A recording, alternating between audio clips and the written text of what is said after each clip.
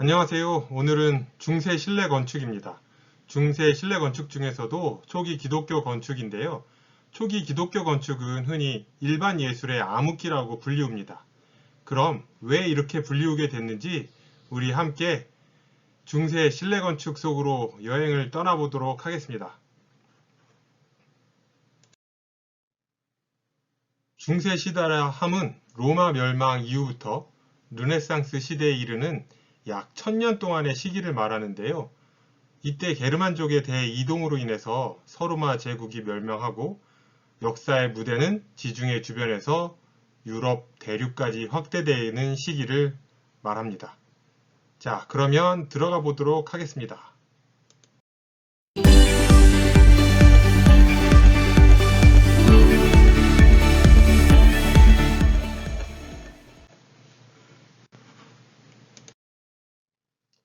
초기 기독교 건축은 기독교가 313년 로마의 황제 콘스탄티누스에 의해서 정식 종교로 승인되면서부터 시작이 되었는데요. 기독교 건축에 집중돼서 현재 이탈리아 반도를 중심으로 유럽 전역에서 전개된 기독교적인 건축 양식을 말한다고 하겠습니다. 4에서 7세기는 유럽 대륙의 질풍노도와 같은 시기라고 할 수 있는데요.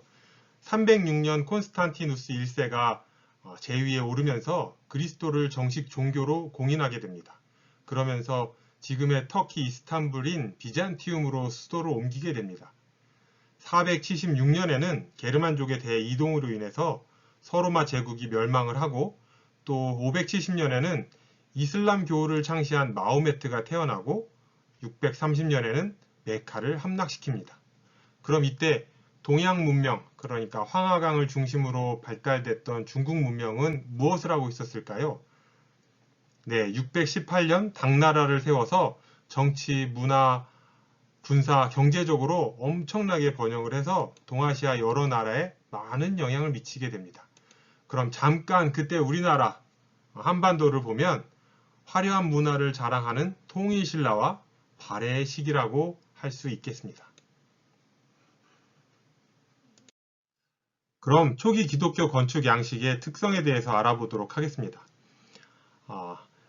초기 기독교 건축 양식의 특징은 재료나 구조에 있어서 새로운 기술이 개발되지 못했습니다. 즉 로마의 건축 양식을 그대로 사용했는데요. 이는 기둥과 보에 의한 가구식 구조하고 기둥과 아치에 의한 아케이드 기법을 계속해서 사용했다고 말할 수 있겠습니다. 이는 그 당시에 대부분의 건축 활동이 기독교 건축에 집중이 돼서 교회, 세례당 이와 같은 기독교 건축이 활발하게 발달했기 때문입니다. 이때 교회 건축에서 요구하는 공간은 단지 집회, 사제석 등과 같은 기존의 바실리카가 가지고 있던 기능과 매우 유사했는데요. 로마의 바실리카가 교회당 건축의 기본을 만들게 됐다라고도 말할 수 있겠습니다. 후에 이 바실리카 교회는 중세 교회 건축의 원형으로서 추후에 로마네스크 양식 그리고 고딕 양식에 이르러 종교 건축을 완성하게 됐다고 말할 수 있겠습니다.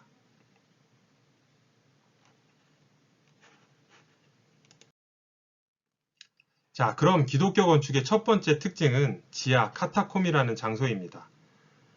초기 그리스도교 시대에는 그리스도인들을 박해가 심했습니다. 그래서 이 그리스도인들이 박해를 피해서 카타콤이라고 하는 지하 묘지에, 그러니까 공동묘지 지하에 숨어서 예배를 드렸는데요.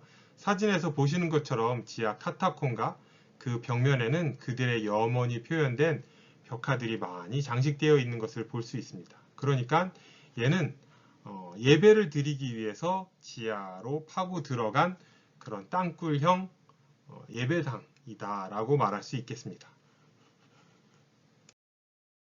그러다가 정식 종교로 인정받고 나서 차츰 이 기독교인들은 공적이면서도 눈에 띄는 장소를 찾게 되었습니다.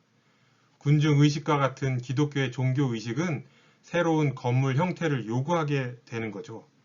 그래서 두 번째 특징은 보시는 바와 같이 이러한 요구를 충족시키는 가장 부합하는 초기 로마 시대 건물 양식의 눈을 돌리게 됩니다. 그것이 바로 로마에서 법정으로 사용되었던 군중 집회 장소였던 바실리카였습니다. 자, 우리 그전 로마 건축에서 바실리카 배우셨죠? 바실리카 가운데 있는 부분을 뭐라고 부른다? 저 답 안 말할래요.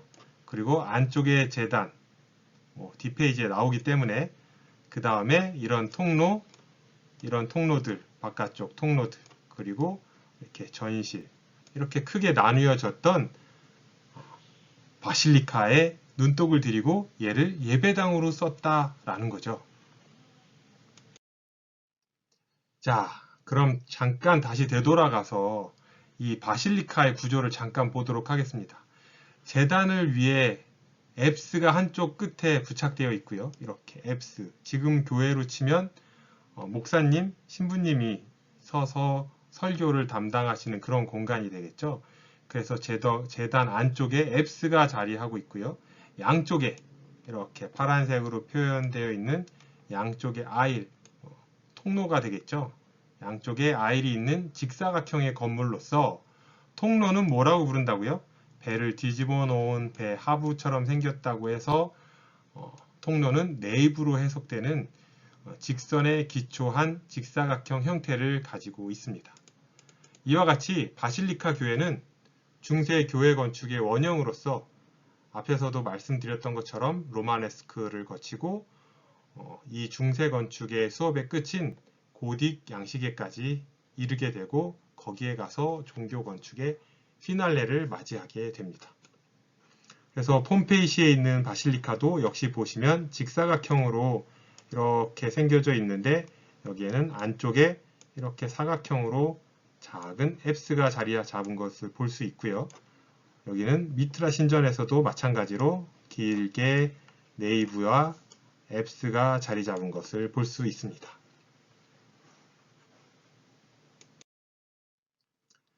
그리고 초기 기독교 건축의 세 번째 특징이자 단점이라고 한다면 대부분의 건축 활동이 단지 기독교 건축에 집중되면서 교회, 세례당 등과 같은 건물들만 발달하게 된 반면에 다른 건축물들은 상업공간, 주거공간이겠죠. 그래서 다른 건축들의 발전은 부진했다는 점이 그 당시의 단점이라고 할 수 있겠습니다. 로마 건축물을 떠올리게 하는 원형 지붕, 그리고 아치문들을 사용해서 높은 천정과 통로인 네이브라고 불리우는 높은 통로인 네이브를 형성한 것을 볼 수 있고요. 코린트식 주두, 그러니까 이게 코린트식 주두죠. 코린트식 주두와 화려한 빛깔의 대리석, 그리고 종교적인 주제가 그려진 화려한 모자이크 실내 장식을 엿볼 수 있었습니다.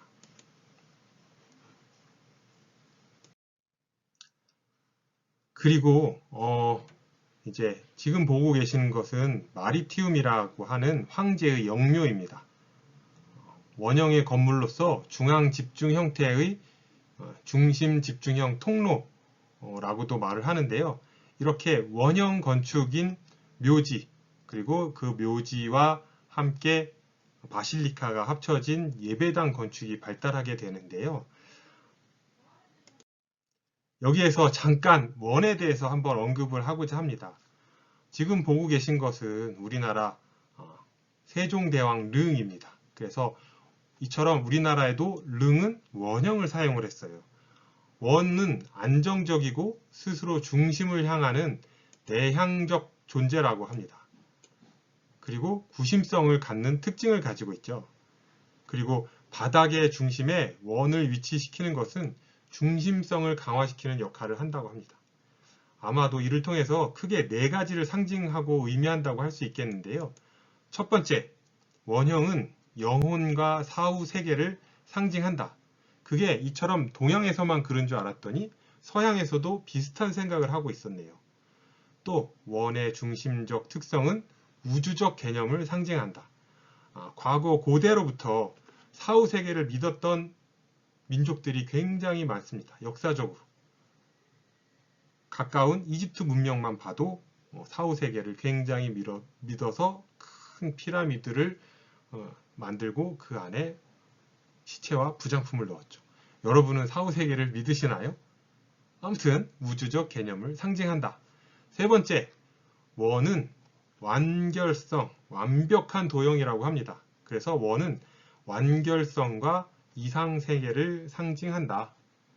네 번째, 원은 하늘의 정신세계를 의미하며 반대로 정방향은 지상의 물질세계를 의미한다 라고 지금까지 역사학자들이 잘 정리해서 그렇게 정리하고 있습니다. 그래서 우리나라 대부분의 무덤은 이렇게 둥글게 쌓여져 있는 거고요.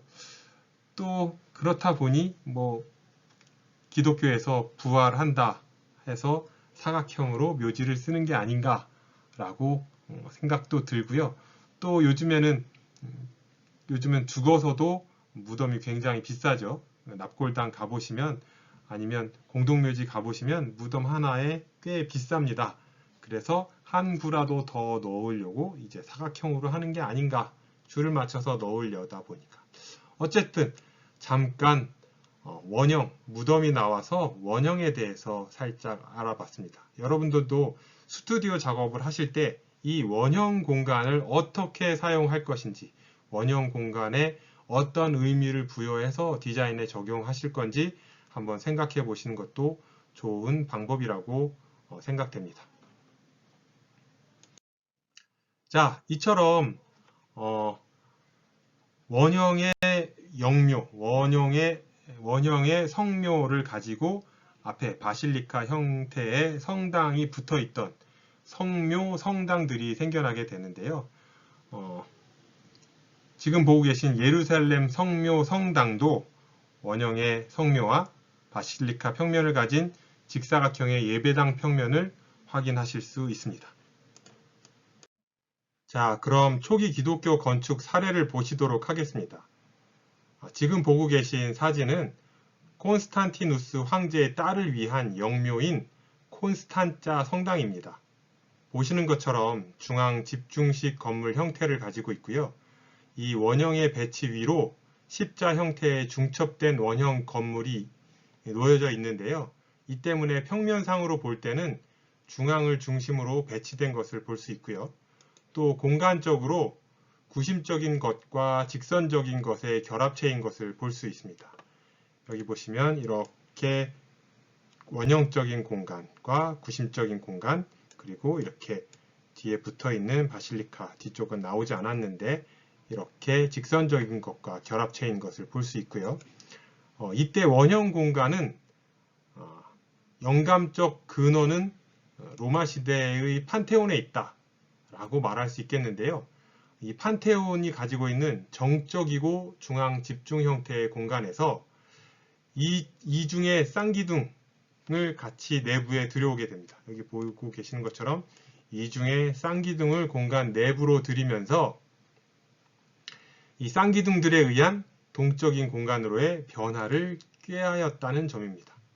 그리고 마지막으로 바실리카의 공간적 배치를 중앙 집중식 건물 형태에 합쳐서 적용해서 천상의 도움이라는 영적인 주제로서의 주인공인 예수를 강력히 표현하고자 한 것을 볼 수 있습니다.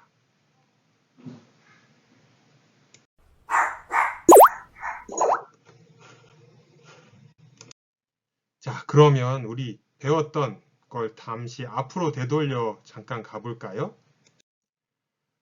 로마 건축을 되돌아보기 전에 신전 건축을 잠깐 보면 실용적이었던 로마인들, 그들은 원형 경기장, 목욕탕, 수로 이런 것들에 비해서 신전에는 별 관심을 갖고 있지 않았습니다. 하지만 자신들의 신들을 위한 신전은 지었다고도 제가 말씀을 드렸었는데요. 로마의 신전 건축은 로마식 오더 기둥이 있는 양쪽의 주랑, 그리고 현관과 신의 동상을 모셔놓은 셀라라고 부르는 방으로 구성되어 있었습니다. 지금 보고 계시는 평면의 형태처럼 평면의 형태에 따라서 사각형 평면과 원형 평면의 신전으로 구분되었는데요. 이때 사용되었던 원형 공간을 중세 기독교 건축에 사용하여서 발전시켰다라고 보시면 되겠습니다. 그래서 우리 로마 건축에서도 잠깐 언급하고 넘어갔었는데 이렇게 자신들의 신을 위한 작은 신전 건물들이 이렇게 계획되었었다. 자, 그러면 이 원형 공간들 중에 대표적이면서도 서양 건축 역사상 내부 공간의 형성과 발전의 시발점이라고 할 수 있는 건물, 바로 로툰다입니다. 이 원형 로툰다의 원통형 벽체와 돔 형태의 지붕으로 구성되어 있는데요. 입구는 외부와 내부의 전이 공간이라고 말씀드렸어요. 그렇죠? 이 부분이 전이 공간. 그렇죠. 이 부분이 전이 공간인데 이 전이 공간이 전형적인 로마식 축이 사용되었고 또 전면에 열주가 몇 개 있나요?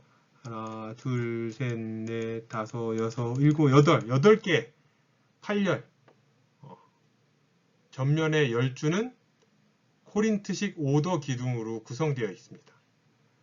돔의 형태의 지붕은 정상에 위치한 이 9m, 지름 9m의 커다란 천창을 통해서 채광이 들어오고 또 공간을 비추고 그러면서 그 채광에 공간에 입체감을 주기 위해서 이 돔 형태 내부를 울퉁불퉁하게 우물천정 형태로 계획했다라고 말씀드렸었습니다. 다시 초기 기독교 건축으로 넘어와서 아까 원에 대해서 잠깐 언급을 해드리긴 했는데 초기 기독교 건축의 원은 영혼과 사후세계를 상징하는 의미로 사용되었습니다. 밑에 보고 계시는 것은 히드리아누스 황제의 능묘고요. 오른쪽에 있는 것은 세종대왕 왕후의 합장릉인 영릉입니다.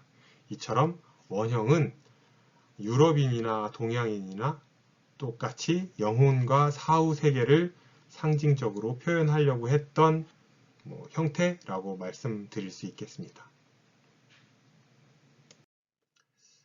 이처럼 원은 하늘의 정신세계를 의미하고요.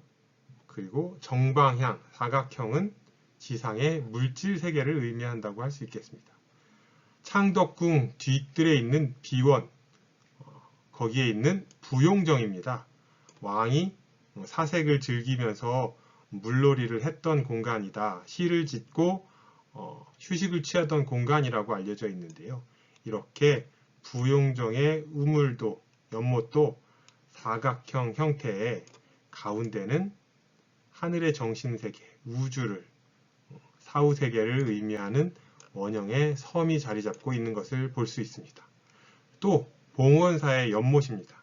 역시 사각형 형태의 연못 형태를 가지고 있으면서 가운데 천상의 세계, 하늘의 정신세계를 의미하는 원형의 섬이 있는 것을 볼 수 있습니다. 너무 갖다 제가 끼워다 맞히는 것 같죠. 하지만 옛날 선조들은 다 그렇게 생각하고 계획하고 꾸몄다고 합니다.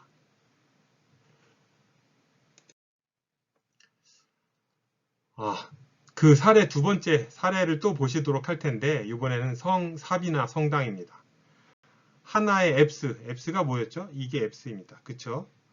하나의 앱스로 장축이 아닌 단축으로 입구가 형성이 되어 있는데 코린티아신 오더, 발음이 잘 안 되네요.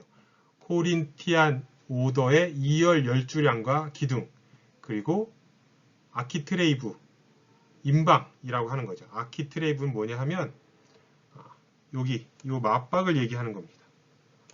우리가 이렇게 문이 이렇게 있죠. 사람이 드나드는 문이 이렇게 있으면 문 위에 이 부분을 임방이라고 하는데요. 이 임방으로 이루어지는 고전적 그리스의 결합 방식 대신에 아치와 주두의 직접적인 결합. 아치가 이렇게 되어 있어요. 그렇죠? 아치가 이렇게 되어 있는데 그게 뭐하고 만나요? 바로 주두, 기둥의 머리 부분과 만납니다.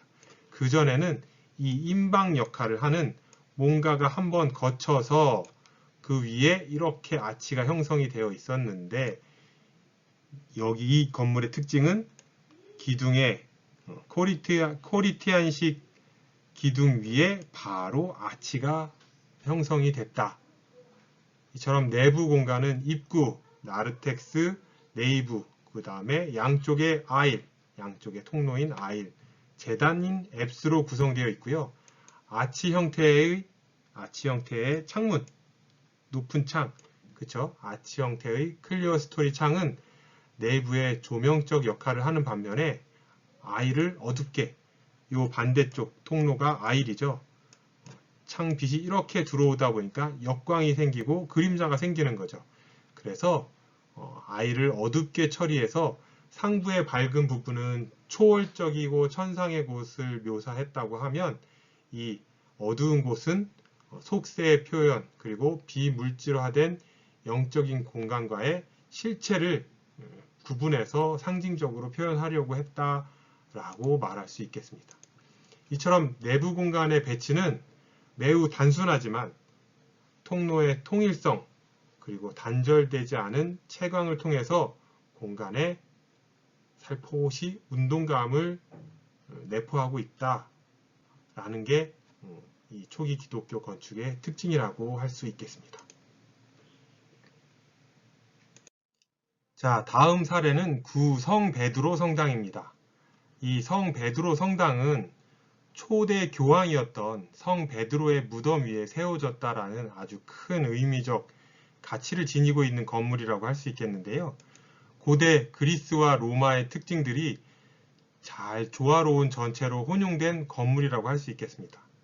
처음 입구를 들어가려고 하면 이 높은 기단과 프로필레아라고 불리우는 아크로폴리스의 입구, 이 부분을 말하고요. 그러니까 쉬운 말로 전실 역할을 하는 곳이죠. 그래서 이 공간을 통과하면 열주가 쭉 이렇게 늘려져 있는 직사각형으로 된 5개 공간에 도달하게 됩니다. 이 5개의 공간은 도시광장, 아고라, 포럼을 뜻하고 의미한다고 합니다. 그래서 이 5개 공간에 도달하게 되고 또 장축을 따라서 전실, 여기 장축을 따라서 전실인 나르텍스가 위치하고 있고요. 또 들어가면 쭉 내부, 이 가운데 공간, 이제 들어간 겁니다. 진입을 해서 들어가면 장축의 전실 혹은 나르텍스, 이 부분이 장축의 전실 나르텍스입니다. 전실을 나르텍스라고 한다. 그래서 들어가면 주 통로인 내부가 있고요. 양옆으로는 2층에 아일이 붙어 있습니다. 두 개 층에. 그렇죠? 여기 사진에 보니까 두 개 층. 하나, 둘. 통로가 이중으로 되어 있다. 알파벳 2가 지금 통로겠죠. 그리고 네이브와 앱스 사이에는 이렇게 삼각형 형태의 공간, 형태가 아니라 이제 보이지 않는 삼각형 영역이죠. 트란셉트가 있는데 이 주 네이브와 같은 높이이고요. 네이브와 아일의 벽면 너머로 이렇게 살짝 돌출되어 있는 아일이 벽면 너머로 돌출되어 있는 것을 볼 수 있습니다. 통로의 개념이 삽이나 성당에서보다 훨씬 더 극적으로 구체화되어 있고요.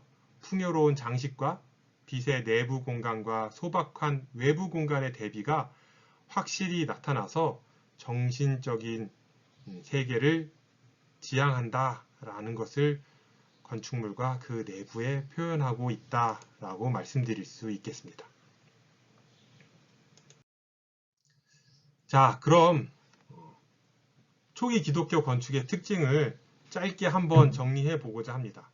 첫 번째, 탄압이 심했던 기독교인들이 피해서 어디로 들어갔다? 지하 묘지였던 지하 카타콤으로 들어가서 예배를 보고 거기를 예배당으로 꾸미려고 했다. 두 번째, 구조가 간단한 기능 위주의 바실리카를 사용을 해서 교회 건축, 성당 건축으로 발전하려고 했다. 왜? 기독교가 정식 종교로 인정을 받아서 이제 대놓고 앞으로 나오려고 했는데 교회로 사용할 공간이 없었는데 딱 교회, 우리가 예배를 보고 집회를 가지기 딱 알맞은 공간이 이거 있네 했던 게 바실리카. 그래서 바실리카를 차츰차츰 예배당, 성당으로 발전시켰다. 그리고 세 번째, 아쉽게도 기독교 건축에만 집중적으로 발달이 돼서 상가, 상점 건축 혹은 주거 공간의 건축이 발달되지 못했던 아쉬움이 남는다라는 것. 여기에 써놓지 않았지만 바실리카의 구성, 로마 시대 바실리카의 구성을 다시 언급하고 넘어간다면 바실리카는 주 통로인 네이브, 그쵸? 배를 뒤집어 놓은 것 같은 이런 모양이라고 해서 네이브. 그 다음에 전시를 뭐라고 부른다고 했죠? 나르텍스. 그 다음에 여기 예배를 보는 목사님, 수녀님, 신부님, 성직자가 서 있는 곳을 앱스라고 부른다. 그 다음에 통로, 에일이라는 통로가 있는데 한 단, 두 단으로 돼서 더 내부 공간을 극적이고 정적이면서도 운동감 있는 공간으로 꾸미려고 했다라고 정리할 수 있겠습니다. 그럼 초기 기독교 건축의 특징 여기서 마무리하도록 하겠습니다.